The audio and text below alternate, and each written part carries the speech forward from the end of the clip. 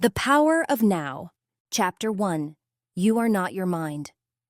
Most people live trapped in their heads. They confuse the voice in their mind with who they really are. But you are not your thoughts. You are the awareness behind them. Freedom begins the moment you become the observer, not the thinker. The mind is a relentless storyteller, weaving narratives about who we are, what happened, and what might go wrong. Most people never question it. But Tolle tells us this: the moment you realize you are the awareness observing those thoughts, you awaken to your power. This awareness is spacious. It is timeless. It's where peace resides. When you sit quietly and observe the mind, you notice how repetitive and reactive it is. It clings to identity, feeds on problems, and drowns you in noise. But presence is different. Presence is the watcher, calm, clear, and untouchable. This chapter challenges you to stop identifying with the voice in your head and start living from the space that hears it. You're not the anger, the worry, or the fear. You're the field in which it arises, and through awareness, it can pass. Practice. Sit quietly for 5 minutes. Notice your thoughts. Don't chase or judge them, just observe. Awareness is step 1. Chapter 2. Consciousness, the way out of pain. Pain is inevitable, but suffering, that's optional. Suffering happens when you mentally resist the present moment. When something painful happens, we don't just experience it, we replay it. We label it, analyze it, resist it. This is what Tolle calls psychological time, the endless mental story around pain that traps us in past trauma or future worry. But presence breaks that loop. When you fully allow the moment to be what it is, no mental fight, no emotional struggle, suffering begins to dissolve. You might still feel pain, but you don't become it. You are rooted in stillness beneath it. Tolle explains that our pain body, the emotional residue of the past, feeds off drama, conflict, and resistance. But when you meet the pain body with full consciousness, it cannot survive. It dissolves in the light of awareness. Freedom doesn't come from escaping pain. It comes from witnessing it, welcoming it, and walking through it with presence. Tip: next time you feel emotional pain, pause and breathe. Ask, am I resisting this moment or accepting it? Chapter 3. Moving deeply into the now. You don't need to fix your past or figure out your future to find peace. You only need to enter fully into the present. The now isn't a place you visit. It's where you already are. But your mind constantly pulls you into time, into stories, into what-ifs and should-haves. Tolle urges us to anchor ourselves back to now. Feel your breath. Sense your body. Look at what's around you without labeling. This is the portal to peace. The deeper your presence, the more stillness arises. From that stillness, creativity flows. Decisions become clearer. Emotions regulate themselves. You access a higher intelligence that's not logical. It's alive. You don't need to do anything extraordinary. You need to be here fully, in this moment, without resistance, without escape. That is the highest form of intelligence. The now isn't an escape. It's a return. It's coming back home to the only moment you've ever truly had. Action. Step. Use a daily now anchor. Set reminders to pause and ask, where am I? Answer, here. Chapter 4. The Mind as Saboteur. Your mind is a beautiful tool, but a dangerous master. It loves to replay regrets, project fears, judge others, judge yourself.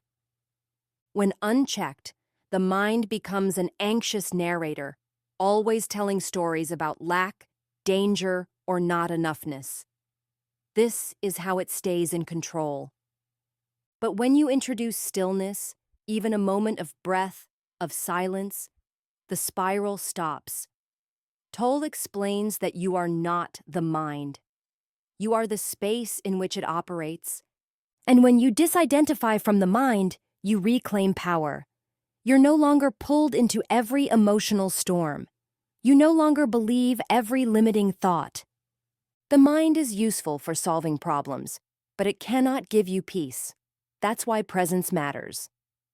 Because presence quiets the mind and puts your soul back in the driver's seat. Stillness isn't passive, it's deeply powerful. It neutralizes negativity and reawakens clarity. Try this. Create a 30-minute no-thought space each day. No screens, no distractions, just be. Chapter 5. The Ego and the False Self. The ego is the mental identity you carry, roles, stories, comparisons. It says, I am what I own. I am my success. I am better than them. I'm worse than them. But all of that is illusion. The ego thrives on separation and scarcity. It needs to be right. It fears being wrong. It's always competing, comparing, defending. But beneath the ego is your essence, the timeless, spacious you. And essence doesn't need to prove anything. It simply is. When you stop feeding the ego's story, you create space for truth. Real love, creativity, connection. These don't flow from ego. They flow from presence. The ego will resist this truth. It will cling harder.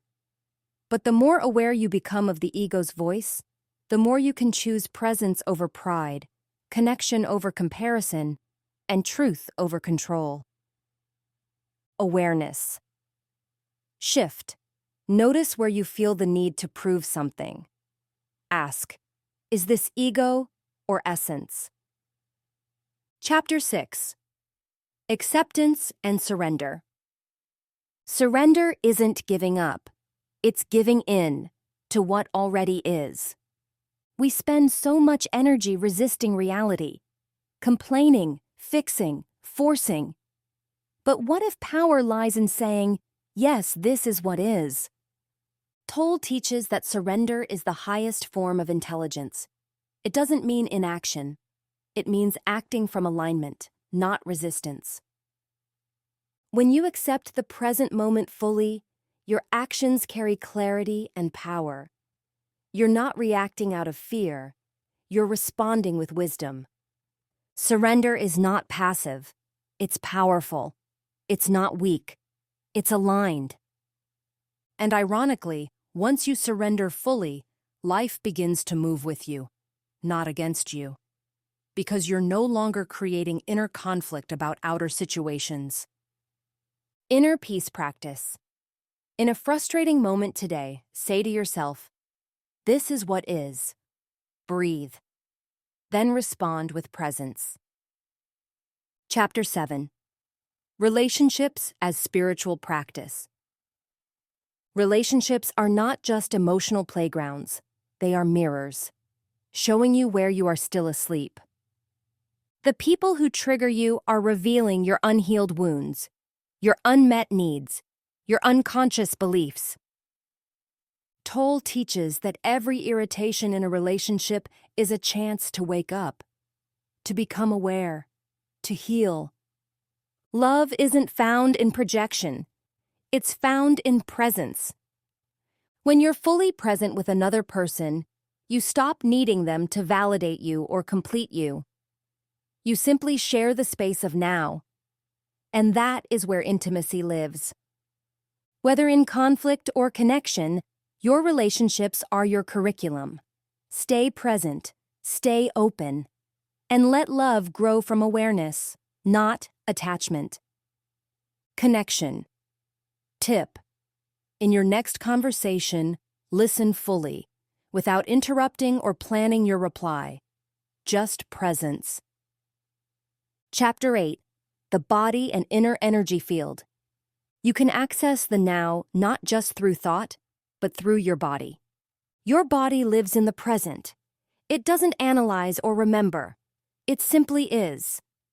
Tolle teaches us to feel the inner energy field, the aliveness beneath the skin, your breath, your heartbeat, your hands, your feet. These aren't distractions. They're doorways.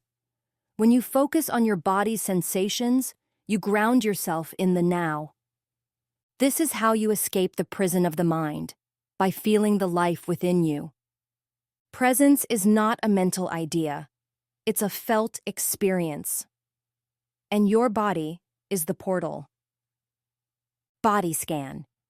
Once daily, pause to feel your body from head to toe, slowly, silently. Reconnect with presence through sensation.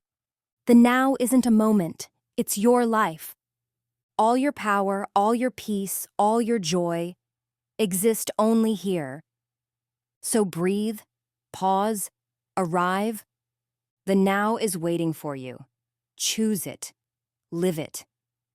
This was The Power of Now by Eckhart Tolle, brought to you by Success Resources Books Insights. You don't need to become more. You need to become present. This is more than mindset. It's a mission. Keep seeking, keep growing, keep giving, and together, let's make the world rich again.